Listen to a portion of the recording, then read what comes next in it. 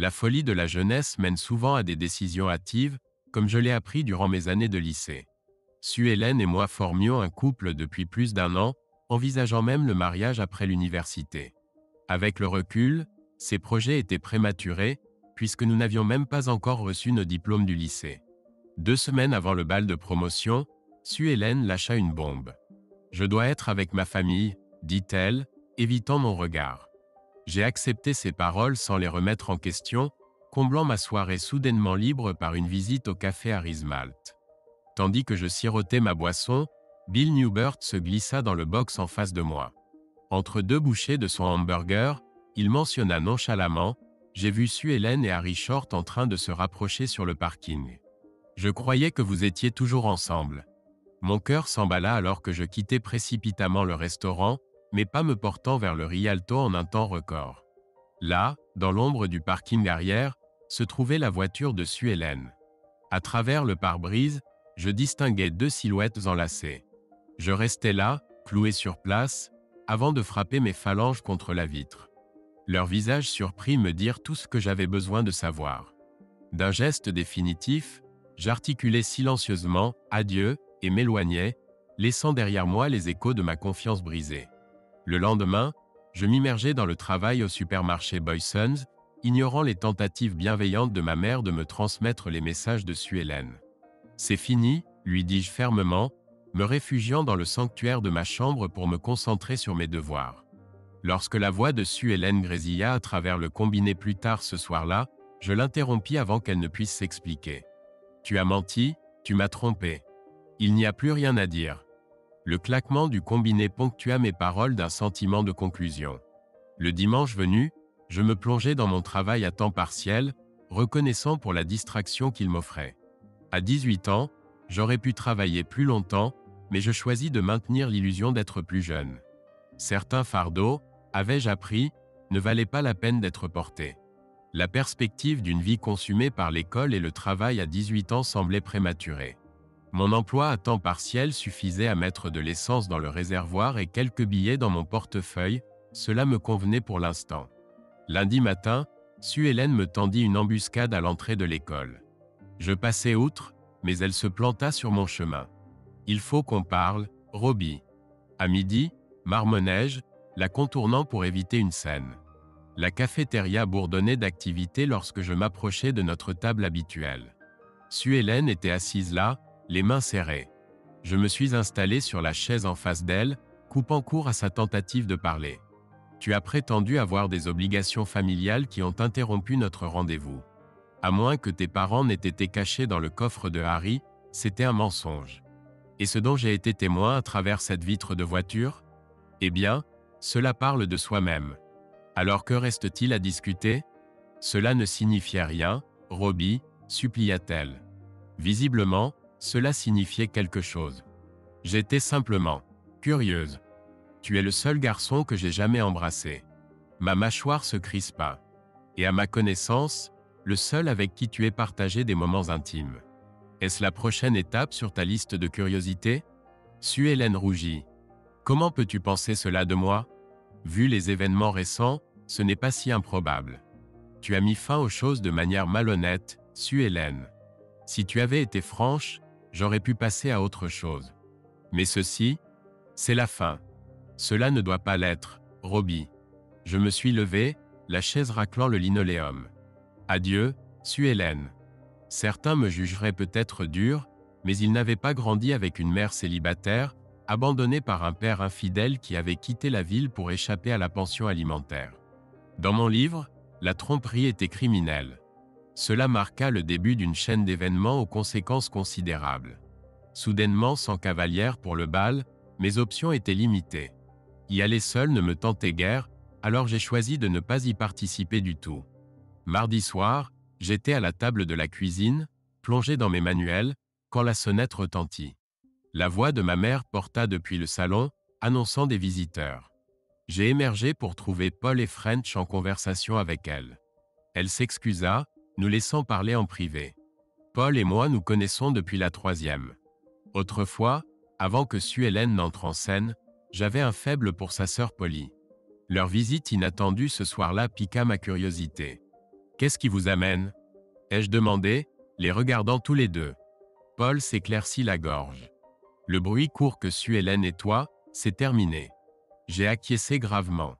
J'en ai peur. Alors, quel est ton plan pour le bal? Intervint Polly, une lueur dans les yeux. Je fais l'impasse, répondis-je en haussant les épaules. Pourquoi cette question? Les joues de Polly rosirent légèrement.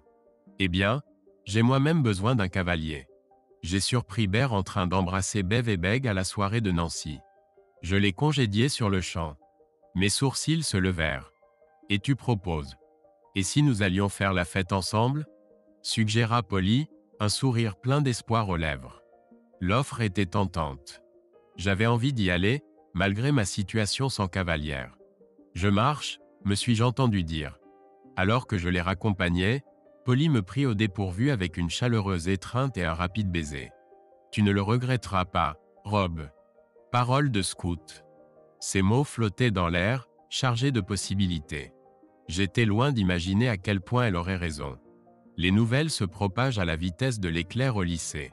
Dès le lendemain après-midi, je trouvais Bert Ellsworth qui m'attendait près de ma voiture, le visage orageux. « C'est quoi cette histoire comme quoi tu accompagnes Pauline au bal ?» gronda-t-il. Je tins bon. « C'est exact, en effet. »« Pas question, » rugit Bert, bombant le torse.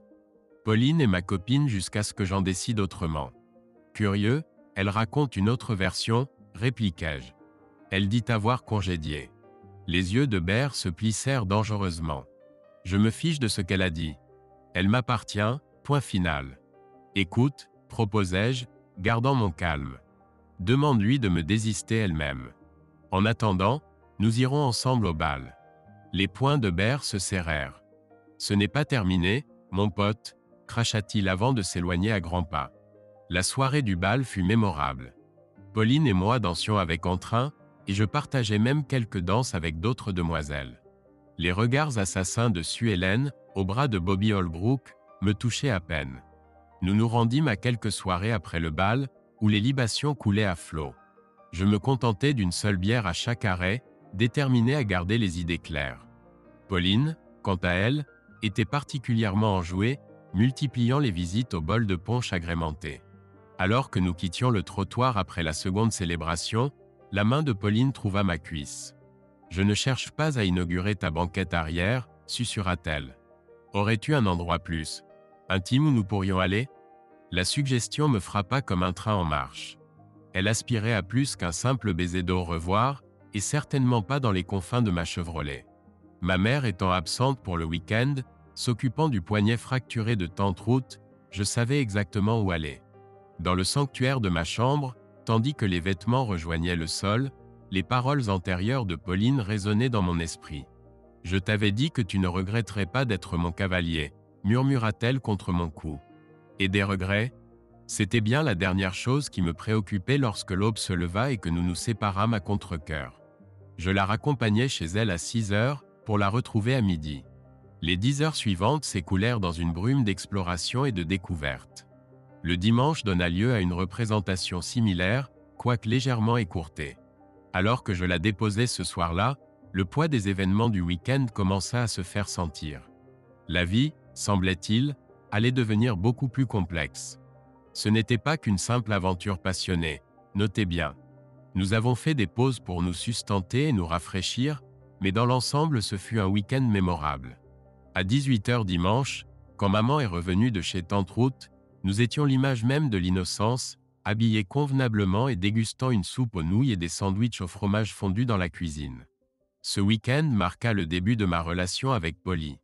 Nous avons traversé les tempêtes jusqu'au milieu de notre 2e année d'université. Puis Polly lâcha une bombe, elle souhaitait voir d'autres personnes tout en me gardant en réserve. Je lui ai dit, le cœur lourd, que cet arrangement n'était pas envisageable. Nous nous sommes séparés en nous souhaitant le meilleur. Le reste de ma 2e année fut un tourbillon de rendez-vous sans lendemain et d'études intensives. Ce n'est qu'en 3e année que la vie prit un nouveau tournant intéressant. Dans mon cours de gestion manufacturière, le professeur nous divisa en groupes de 4 pour un projet comptant pour la moitié de notre note. Mon groupe se composait de 3 garçons et d'une fille, Cathy Winters, une véritable beauté. Cathy était le genre qu'on hésiterait à présenter à sa mère. Je l'avais aperçue sur le campus depuis la première année, souvent au bras de quelques sportifs. Nous avions partagé quelques cours, échangeant des salutations polies en passant. Les deux autres garçons du groupe, selon moi, n'étaient pas les plus vifs d'esprit. Les athlètes considèrent souvent les études comme une simple formalité pour conserver leur bourse. Je savais par expérience qu'ils cherchaient uniquement à obtenir la note minimale pour rester dans l'équipe, utilisant le sport universitaire comme tremplin vers le professionnalisme. Après notre première réunion à la bibliothèque, Cathy me surprit en m'invitant à prendre un café. Une fois installée, elle alla droit au but, s'enquérant de mes motivations pour ce cours. Était-ce juste une case à cocher pour les crédits, ou visais-je plus haut? Je l'ai assuré que je visais l'excellence pour enrichir mon chevaux et que j'appréciais les applications concrètes du cours. Cathy acquiesça avec approbation, puis exposa la situation: nous porterions la charge de travail pour nos coéquipiers sportifs si nous voulions obtenir ce précieux A. En l'écoutant, je me trouvais perplexe devant son opinion apparemment basse des athlètes, étant donné son passé. Quand elle eut terminé, j'exprimai mon accord et nous nous sommes répartis les tâches. Je ne savais pas encore que ce projet serait le catalyseur de nombreuses heures partagées dans les semaines à venir. Les cours avaient lieu le mardi et le vendredi, et après chaque cours, le groupe se réunissait à la bibliothèque pour discuter du projet. Comme prévu, Chad et Spence n'en firent pas plus que ce que nous attendions. Comme le mardi était un jour de travail pour moi, je suis resté à la réunion juste assez longtemps pour discuter de ce que j'avais fait avant de me précipiter au travail. Cathy et moi nous rencontrions généralement une fois par semaine pour discuter des affaires et travailler sur un projet. Les réunions étaient de nature professionnelle et rien d'autre que le projet n'était abordé. Nous avons soumis le projet dans les délais et reçu un A. Le jour où nous avons reçu notre bulletin de notes, Cathy m'a proposé de prendre un café. Nous nous sommes assis et alors que je prenais ma première gorgée, Cathy a dit: « Je tiens à te remercier de m'avoir aidé à obtenir une bonne note. » Pas besoin, c'était dans mon intérêt. Elle m'a regardé quelques secondes puis m'a interpellé. « Pourquoi n'as-tu jamais été offensé par moi? Pourquoi ne m'as-tu jamais invité à sortir ?» Cela m'a pris au dépourvu et je ne savais que dire. Comme je ne répondais pas immédiatement, elle a poursuivi: « Ce n'est pas parce que tu as une petite amie, puisque tu n'en as pas, du moins personne ne t'a jamais vu avec quelqu'un. » J'ai finalement réussi à articuler: « Personne ne m'a vu avec une fille parce que je n'en ai pas, mais je t'ai vu avec d'autres garçons. » Et alors? Je n'ai pas d'alliance au doigt. Je ne suis ni marié, ni fiancé et je n'ai pas l'intention d'être en couple. Peut-être, mais tous les garçons avec qui je t'ai vu sont des athlètes. Réalisant que c'était ton type préféré et que je ne corresponds pas à ce profil, je n'ai simplement pas voulu perdre mon temps. Je sors avec eux parce qu'ils sont les seuls à me le proposer. Je ne suis pas stupide, Rob. Je sais à quoi je ressemble. Les autres voudraient mieux me connaître mais n'en ont jamais eu l'occasion car ils se sont dit que quelqu'un comme eux n'aurait jamais sa chance avec moi. Les athlètes sont différents. Leur réussite sportive leur donne confiance et ils vont chercher ce qu'ils veulent. Dis-moi, m'as-tu déjà vu rester longtemps avec l'un d'entre eux? Je ne peux pas dire que j'ai remarqué, Cathy. J'ai juste vu que tu étais toujours avec quelqu'un et je ne suis pas du genre à m'immiscer dans les relations des autres. Eh bien, je ne sors avec personne en ce moment. C'était une invitation assez claire et je l'ai immédiatement invité à sortir. Un mois après le début de notre relation, nous avons partagé notre première intimité. À partir de ce moment-là, nous nous sommes unis aussi souvent que possible. Le fait que Cathy soit issue d'une famille plutôt aisée et qu'elle ait un appartement près du campus nous facilitait les choses. Notre relation en était arrivée au point où, du moins selon moi, je commençais à envisager de la rendre permanente. Rien n'était dit, mais j'avais le sentiment que Cathy ressentait la même chose. Les beaux jours prirent fin pendant les vacances d'été lorsque Cathy rentra dans l'Ohio pour l'été. Elle m'invita à l'accompagner pour rencontrer sa famille, mais c'était impossible. Je ne venais pas d'une famille aisée et devais travailler. J'étudiais grâce à une bourse et devais gagner de l'argent pour les dépenses supplémentaires, comme l'essence pour la voiture, les sorties avec Cathy, etc. Je travaillais toujours chez Boyson, mais j'avais quitté le magasin pour l'entrepôt du centre de distribution principal. Je prenais autant de services que possible et économisais pour acheter une bague à Cathy. Je prévoyais de la demander en mariage dès son retour fin août. Une semaine avant son retour, et après m'être assuré que la bague pouvait être retournée en cas de refus, j'achetais l'anneau. Cathy m'appela pour me communiquer l'heure de son vol afin que je puisse l'accueillir. Je projetais de m'agenouiller et de faire ma demande dès que je la verrais, mais je perdis courage. J'imaginais la scène. Moi, à genoux dans l'aéroport, entouré de gens, et Cathy qui refuse. J'eus raison de ne pas faire ma demande à l'aéroport car lorsque je la fis, elle refusa. Je l'accueillis à l'aéroport où elle m'embrassa, puis je la conduisis à son appartement. Dans la voiture déjà, elle évoqua son désir passionné et projeta une longue soirée d'intimité. Heureusement pour moi, le lendemain était dimanche et je ne travaillais pas, car Cathy ne me laissa même pas l'énergie de quitter le lit le matin. Nous nous levâmes vers 11 heures et allâmes prendre le petit déjeuner. De retour à son appartement, je décidai de faire ma demande. Je m'agenouillai, présentai la bague et lui demandai si elle voulait m'épouser. Je sais que j'arborais un grand sourire à ce moment-là, mais il s'effaça rapidement quand Cathy répondit « C'est tellement adorable de ta part, Rob, et je suis touché que tu penses ainsi à moi, mais je dois malheureusement refuser. » Parler d'une douche froide. Me relevant lentement, je marmonnai « Au moins, la bague peut être retournée. » Je me tournai et me dirigeai vers la porte. « Où vas-tu ?»« Chez moi. »« Non, reviens ici, Robert. » Je me tournai vers elle et dis « Pourquoi faire ? Il n'y a plus rien pour moi ici. » Je pensais que nous avions quelque chose. Je croyais que nous étions plus qu'un simple couple d'étudiants qui se séparent après l'obtention du diplôme. Désolé, mais j'ai besoin de plus. Et je quittai son appartement. J'étais visiblement affecté. J'étais à peine rentré depuis 5 minutes quand ma mère me demanda ce qui s'était passé. J'ai demandé Cathy en mariage et elle a refusé. A-t-elle dit pourquoi ? Je n'ai pas attendu de le savoir. De toute façon, ça n'a plus d'importance.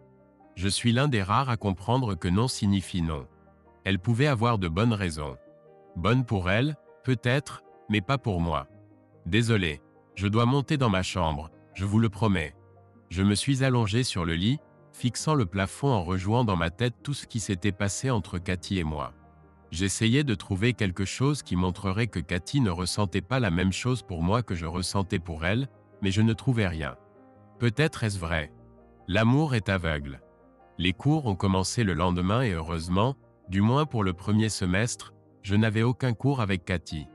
Tous mes cours étaient le matin et je les avais choisis pour pouvoir travailler le soir dans un entrepôt. Cela signifiait que je ne déjeunerais pas au restaurant universitaire et si je m'en tenais à mon emploi du temps et quittais le campus directement après les cours, je pourrais éviter Cathy. Je suis sûr que presque tout le monde a entendu le dicton « L'homme propose, Dieu dispose ». Quand mon dernier cours s'est terminé, je me suis précipité vers le parking et j'ai vu Cathy assise dans ma voiture. J'avais oublié que je lui avais donné un jeu de clés pour qu'elle puisse utiliser la voiture pendant que je travaillais. Je me suis assis et j'ai dit « Que fais-tu ici ? Tu t'es enfui avant que je puisse m'expliquer et je ne voulais pas en parler au téléphone. Tu n'aurais probablement pas décroché. Cela semblait être le meilleur moyen de te joindre. Je voulais dire « Pourquoi se donner la peine ?» mais je suis resté silencieux. Écoute-moi. D'accord. Je me suis contenté de rester assis en la regardant silencieusement. Je ne veux pas me marier maintenant, mon chéri. Je ne te dis pas non à toi. Je dis non au mariage. Je n'ai pas travaillé dur pour obtenir mon diplôme uniquement pour le jeter aux oubliettes et devenir épouse et mère. J'ai bien l'intention d'utiliser mon diplôme, Rob, mais je ne sais pas où pour l'instant. Quand je commencerai à envoyer des chevaux, je n'ai aucune idée de ce qu'ils pourraient me proposer. Ce pourrait être la côte Est, la côte Ouest ou le Sud. Je ne peux pas simplement faire mes valises et partir si je suis marié. Réfléchis-y, Rob. Nous nous marierons, on me proposera mon travail de rêve, mais ce sera à New York, Boston ou peut-être Los Angeles, et tu diras que tu ne veux pas déménager là-bas. Tu sais déjà ce que tu vas faire. Tu resteras ici et travailleras à temps plein chez Boyson. Peut-être que je trouverai un emploi dans la région, peut-être pas. Et puis il y a le fait que je te connais trop bien, mon chéri. Je sais que tu voudras une famille et que tu commenceras à me presser d'avoir des enfants et je devrais te dire non. Encore une fois, mon cher, ce n'est pas en vain que j'ai travaillé pour mon diplôme pour ne pas l'utiliser. Je me suis assis et j'ai écouté, et quand elle a terminé, je comprenais ce qu'elle voulait dire et je pouvais l'accepter, mais cela ne changeait rien. Que notre relation se soit terminée hier soir ou qu'elle se termine après l'obtention du diplôme, le fait est que notre relation est finie. Dis quelque chose, chérie. Que puis-je dire ? Tu as tout couvert. Nous n'avons pas d'avenir. J'ai démarré la voiture, passé une vitesse, et dès que nous avons commencé à rouler, Cathy a demandé « Que fais-tu » Puisque tu es déjà dans la voiture, je te ramène chez toi. Nous avons roulé en silence pendant quelques minutes, puis elle a dit « Désolé, Rob, je suis vraiment désolé. » Je n'ai pas répondu et j'ai simplement attendu qu'elle sorte de la voiture. Quand elle est partie, j'ai démarré sans regarder en arrière. Pendant le mois suivant, ma vie ne se résumait qu'aux études et au travail. Je voyais parfois Cathy sur le campus, mais je ne lui ai jamais parlé. À quelques reprises, elle m'a vu et a commencé à s'approcher, mais elle a changé d'avis et est partie dans l'autre direction. J'ai manqué plusieurs occasions de rencontre car, franchement, je suis là d'investir du temps dans des relations qui finissent soit par un abandon, soit par une déception. Puis un jour, j'ai vu quelque chose qui a dû déclencher un déclic dans mon esprit et j'ai recommencé à regarder les filles. Qu'est-ce que c'était ? J'ai vu Cathy qui marchait avec un garçon, ils parlaient et riaient ensemble. C'était comme si une voix dans ma tête disait « Elle peut aller de l'avant, pourquoi pas toi ?» Avant la fin du semestre, j'ai eu quelques rendez-vous et des moments d'intimité à 2 reprises. Au début du dernier semestre, mon cours d'analyse décisionnelle en gestion a été divisé en groupes pour le prochain projet. Le groupe comprenait moi, un autre garçon et 3 filles. J'en avais rencontré 2 le semestre précédent, mais bien que j'ai vu la 3e sur le campus, je ne la connaissais pas. Elle s'appelait Nancy, mais préférait qu'on l'appelle Nan. Le groupe se réunissait 2 fois par semaine après les cours à la bibliothèque et après la 3e réunion, Nan et moi avons commencé à aller prendre un café au village. Pour une raison quelconque, Hank, l'autre garçon, ne nous a jamais rejoints ou peut-être ne le voulait-il pas. Un soir, Cindy et Cora ne se sont pas présentés, alors Nan et moi nous sommes retrouvés seuls à l'auberge du village. Nous parlions d'une émission de télé-réalité ridicule quand soudain Nan a dit « Cora et Cindy disent toutes les 2 que tu es un type formidable. Quand aurai-je ma chance ?» Je buvais du café quand elle a dit cela et j'ai failli m'étouffer. J'ai reposé la tasse et elle a poursuivi « Désolé, c'est simple. Je veux avoir un rendez-vous avec toi et je ne veux pas attendre que tu me le demandes, alors je te le dis directement. » C'était une fille charmante et je n'étais pas sorti depuis un moment, alors j'ai répondu « Quand et où ?» J'ai passé d'agréables moments lors de nos 2 premiers rendez-vous, mais les choses sont devenues plus intéressantes au 3e. Lors des 2 premiers, j'ai eu droit à un baiser sur la joue en guise d'au revoir, mais au 3e, Nan m'a dit « Toutes les filles à qui j'ai parlé disent que tu es vraiment quelqu'un de bien. Cora dit que tu es un amant remarquable. Cindy garde le mystère, mais son sourire en dit long. Samantha Stark, la première que tu as fréquentée après Cathy, regrettait de ne pas avoir pu te garder, mais tu avais peur des relations à l'époque. Ce que je veux dire, c'est que je suis une femme épanouie avec certains désirs. Je cherche une relation libre pour le reste du semestre. Je ne veux pas me marier. J'ai simplement besoin de moments intimes réguliers, sans engagement. C'est à toi de voir. Si tu acceptes, allons-y. Sinon, ce sera notre dernier rendez-vous. » Elle appréciait tout. Nan était la femme idéale pour moi à ce stade de ma vie. Je l'adorais profondément, sans être amoureux. Nous nous amusions beaucoup ensemble et elle faisait toujours ressortir le meilleur de moi pendant notre relation. C'est presque dommage que le jour de la remise des diplômes soit arrivé. Nous avons passé notre dernière nuit ensemble le jour de la cérémonie, puis elle est partie pour Atlanta et je n'ai plus jamais eu de ses nouvelles. Chez Boyson, on me préparait à succéder à mon patron lors de sa retraite. Son départ était prévu 1 an après mon diplôme, me laissant une année pour travailler à ses côtés avant de prendre sa place. Mais tout a basculé. Un mercredi matin, je l'ai trouvé inanimé dans son bureau. Une crise cardiaque foudroyante. Je me suis soudain retrouvé submergé par un poste pour lequel je n'étais que partiellement préparé. Je travaillais 10 à 12 heures par jour, 6, parfois 7 jours par semaine. Ma vie se résumait à manger, dormir et travailler. Il m'a fallu plus de 6 mois pour réduire mes heures à 50 par semaine. J'ai recommencé à sortir, à rencontrer des gens et j'ai fait la connaissance de quelques femmes avec qui je m'entendais bien. L'une d'elles était Nadia Spellman. Après un mois de fréquentation, nous avons entamé une liaison passionnée. Elle désirait constamment des moments d'intimité, comment refuser ? Je songeais à la demander en mariage quand le destin s'en est mêlé. Il faut qu'on parle Rob. Que se passe-t-il, Nadia ? Je suis enceinte. Une semaine plus tard, Je portais mon épouse à travers le seuil de mon appartement. Les 6 mois suivants furent un pur bonheur. J'avais la vie dont je rêvais. Un bon travail, une épouse magnifique, une vie intime épanouie et un bébé en route. Il ne manquait plus qu'une maison avec un jardin, un chien et un chat, mais nous y travaillions et examinions déjà quelques maisons à vendre.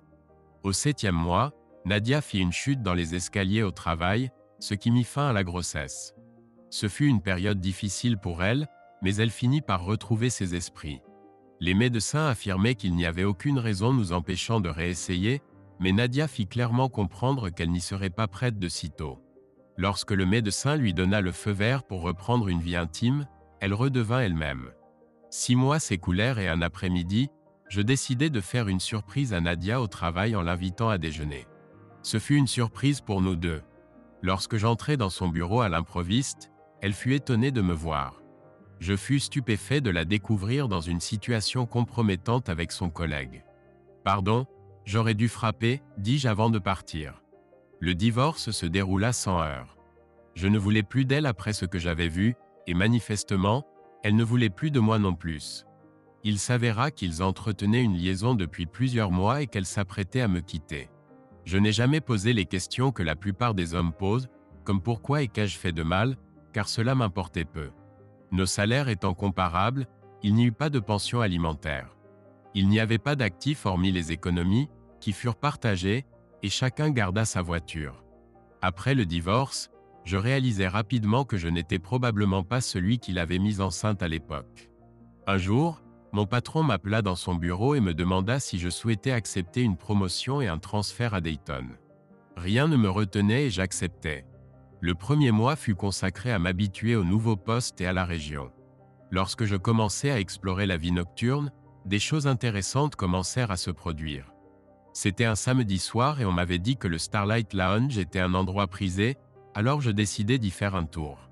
J'y étais depuis environ 1 heure, dansant avec quelques dames seules et m'apprêtant à aborder une rousse, lorsque 4 jeunes femmes entrèrent et prirent place à une table au fond de la salle. Je n'en croyais pas mes yeux.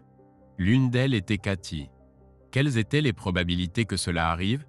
Au moment où je la reconnus, elle me regarda et je vis la reconnaissance apparaître sur son visage. Elle se retourna, dit quelque chose aux 3 autres, et maintenant 4 paires d'yeux me fixaient. La politesse aurait voulu que je me lève et vienne dire bonjour, mais la vérité était que voir Cathy ravivait immédiatement la douleur qu'elle m'avait causée. Je décidai que ma soirée était gâchée et me levai pour partir.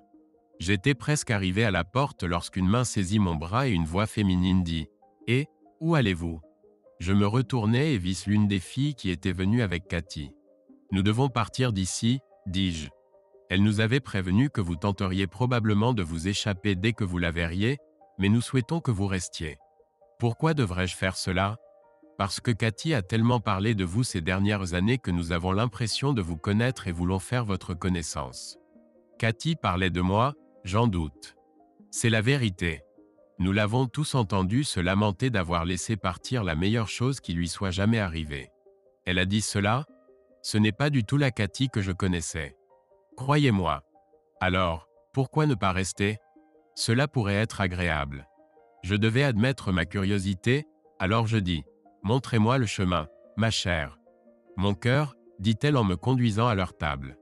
Elle ne nous avait pas dit que vous aviez la langue si bien pendue. Ils apportèrent une chaise d'une autre table et me trouvèrent une place. Ils devaient avoir confiance en la fille qu'ils avaient envoyée me chercher. Son nom était Jamie, d'ailleurs. Elle me présenta aux autres à la table. Meg, Jen et bien sûr Cathy étaient là. Je serrai la main aux 2 premières, mais ne fis qu'un signe de tête à Cathy. Ils me placèrent entre Jamie et Meg, juste en face de Cathy. Cathy me sourit et dit « Tu as l'air en forme, Rob. Mode de vie sain. » Jamie dit alors « Nous venons souvent ici, mais je ne me souviens pas t'avoir vu auparavant. C'est ma première fois. Je viens d'emménager il y a 2 mois. » Ensuite, ils voulurent savoir pourquoi j'avais déménagé et je leur expliquai. Pendant que je parlais, je remarquai Jamie qui regardait la piste de danse en tapant des doigts sur la table au rythme de la musique, alors je pris sa main et demandai « Voudrions-nous essayer la piste de danse ?» Elle me sourit et répéta ma phrase « Montrez-moi le chemin, mon cœur. » Nous restâmes sur la piste pour 2 morceaux, et entre Jamie dit « Je connais très bien toutes les filles à la table, et je sais que Meg va essayer de t'avoir. Cathy le voudra aussi, mais je pense qu'elle attendra de voir ce que tu fais. Pourquoi donc? Elle voudra voir un signe que tu es toujours intéressé. Elle ne risquera pas d'être rejetée. Pourquoi Jen ne le fait-elle pas? Elle a un fiancé, mais on ne sait jamais, elle pourrait vouloir le remplacer. L'orchestre commença le morceau suivant, et c'était une valse lente, alors Jamie put continuer. La raison pour laquelle je mentionne cela est que, sachant ce que les autres vont probablement faire, je veux être la première. Si tu es ne serait-ce que la moitié de la personne que Cathy a décrite, je veux apprendre à te connaître davantage. Je n'ai aucune idée de ce qu'elle a dit, mais croyez-moi, je suis quelqu'un d'ordinaire et j'en suis conscient. Devrais-je le découvrir par moi-même? Elle avait raison, alors j'ai acquiescé.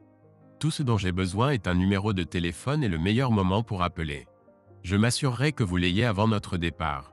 Le morceau s'est terminé et le chanteur principal a annoncé qu'il était temps de faire une pause de 15 minutes. De retour à la table, les filles ont commencé à me questionner sur mon travail, mon lieu de résidence, ce que je pensais du quartier, et ainsi de suite. Cathy se contentait d'écouter, sans chercher à participer à la conversation. Le groupe est revenu et Meg a déclaré « C'est mon tour » avant de se lever en prenant ma main. Je me suis levé et nous nous sommes dirigés vers la piste de danse. Il n'a pas fallu longtemps pour comprendre que si Jamie avait raison et que Meg allait tenter sa chance avec moi, elle perdait son temps. Il était évident qu'elle fumait beaucoup. Ses cheveux, ses vêtements et son haleine portaient l'odeur du tabac, ce qui me rebutait considérablement. Elle a néanmoins essayé, me demandant si j'avais fréquenté quelqu'un depuis mon arrivée à Dayton. C'était une invitation manifeste et j'en étais conscient, mais elle n'a pas obtenu la réponse espérée. J'ai expliqué que je n'avais pas le temps pour cela, que la majorité de mon temps serait consacrée à l'apprentissage de mon nouveau poste et que je ne m'attendais pas à avoir de temps libre avant au moins quelques mois. Nous sommes retournés à la table et j'ai pris un autre verre avant d'inviter Jen à danser. Elle a accepté, et une fois sur la piste, elle m'a demandé « Allez-vous inviter Cathy à danser? Pourquoi me demandez-vous cela? N'allez-vous pas tenter votre chance? J'aurais pu essayer si je n'avais pas Jeff, mais pourquoi ne pas inviter Cathy? Je ne sais pas. » Elle a été très claire dans son rejet. C'était avant. Elle a réalisé que c'était une grave erreur et le regrette maintenant. Je le sais avec certitude car je l'ai écouté se lamenter pendant des années d'avoir laissé partir la meilleure chose qui lui soit arrivée. Je ne sais pas si j'en suis capable. Les années ont passé et j'ai finalement surmonté tout ça. Je ne pense pas vouloir revenir en arrière. Je ne suggère pas de renouer votre relation, bien que je sois certaine que c'est ce qu'elle souhaite. Cela ne vous coûterait rien de lui tendre la main. Si vous ne le faites pas, il serait peut-être préférable de ne plus venir ici, puisqu'elle y est présente 2 à 3 fois par semaine. Est-elle devenue dépendante à l'alcool? Pas du tout. Nous travaillons à proximité et beaucoup d'entre nous venons ici pour nous détendre. Cela nous donne l'occasion de décompresser et de critiquer la direction. Lorsque j'ai raccompagné Jen à la table, je me demandais si je voulais vraiment rouvrir d'anciennes blessures. Les voix dans ma tête débattaient de la conduite à tenir, l'une disant « Tu as déjà vécu cela. Être courtois ne te fera pas de mal. » Et l'autre répliquant « Ne fais pas ça. Tu vas te faire prendre à nouveau. » Je n'avais pas encore décidé quoi faire avec Cathy, mais finalement, cela n'avait plus d'importance. Dès que Jen s'est assise, Cathy s'est levée en déclarant « La prochaine danse est pour moi. » Je ne pouvais pas dire « Non, merci », sans paraître impoli devant les autres filles, ce que je voulais éviter. Pas si je voulais que Jamie accepte un rendez-vous. Sur la piste de danse, Cathy m'a dit « Je n'ai pas attendu ton invitation car tu n'allais pas le faire, n'est-ce pas ?» Il y avait effectivement un débat intérieur à ce sujet. Je n'avais pas encore tranché. « Accepterais-tu de dîner avec moi prochainement? J'aimerais te parler. Je ne sais pas, Cathy. J'ai mis du temps à me remettre de notre histoire. Je ne suis pas sûr de vouloir revivre cela. Ce n'est pas un rendez-vous galant que je te propose. Juste 2 vieux amis qui dînent ensemble pour discuter.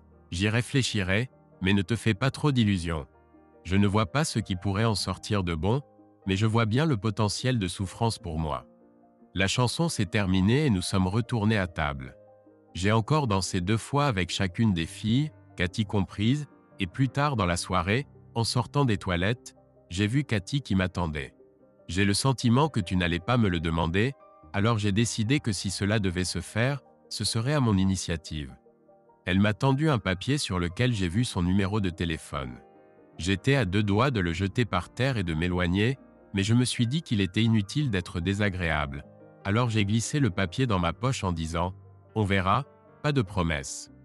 J'ai pris un dernier verre et dansé une dernière fois avec Jamie avant d'annoncer mon départ. Alors que je me levais, Jamie m'a donné un papier en disant « Appelle-moi ». Je ne regardais pas dans la direction de Cathy, donc je n'ai pas vu sa réaction, mais j'ai vu Jen et Meg. Jen souriait et Meg semblait contrariée, alors j'ai ajouté « Quel serait le meilleur moment ?»« Demain vers midi. Je dors généralement après des soirées comme celle-ci. Alors à demain, ai-je dit avant de partir. » En quittant le parking, je me suis demandé comment Cathy avait pris cet échange entre Jamie et moi. J'espérais que c'était comme un coup de poignard pour elle.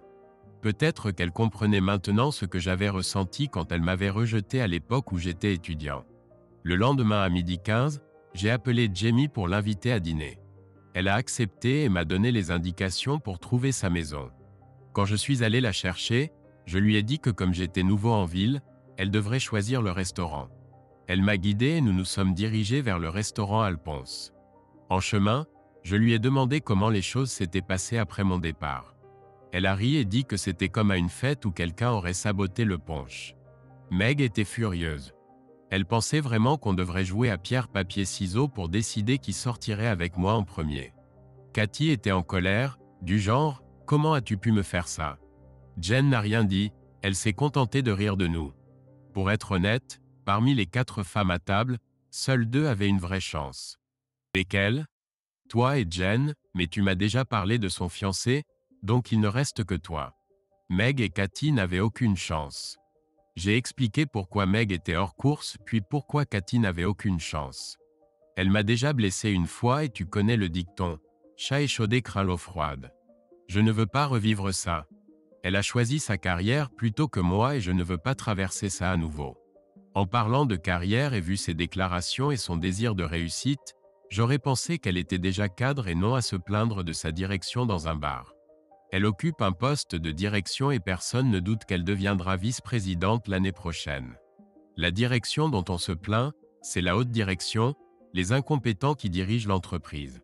J'ai changé de sujet. Dans l'ensemble, ce fut une soirée agréable et quand elle s'est terminée, je l'ai invitée à nouveau et elle a accepté avec joie. Je suis passé la chercher mardi et nous sommes allés dîner puis au cinéma. Après le film, nous nous sommes arrêtés dans un bar près de chez elle pour prendre quelques cocktails. Nous avons discuté, appris à mieux nous connaître et vers 22h, nous avons décidé de rentrer puisque nous travaillions tous les deux le lendemain. Pendant que je la raccompagnais, elle m'a demandé si j'étais certain que Cathy n'avait aucune chance de revenir avec moi.